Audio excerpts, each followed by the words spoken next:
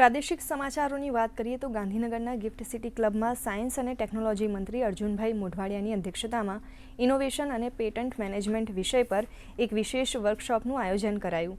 આ કાર્યક્રમમાં સ્ટાર્ટઅપ્સ, વૈજ્ઞાનિકો અને વિદ્યાર્થીઓને સંશોધનોના વ્યાપારીકરણ અને બૌદ્ધિક સંપદાના સંચાલન અંગે નિષ્ણાતોએ માર્ગદર્શન આપ્યું।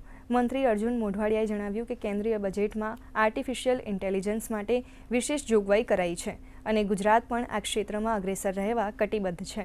આ વર્કશોપમાં ઉદ્યોગ સાહસિકોથી લઈને વિદ્યાર્થીઓ સુધીના હિતધારકોએ હાજરી આપી નવી ટેકનોલોજીના અમલીકરણ વિશે જાણકારી મેળવી।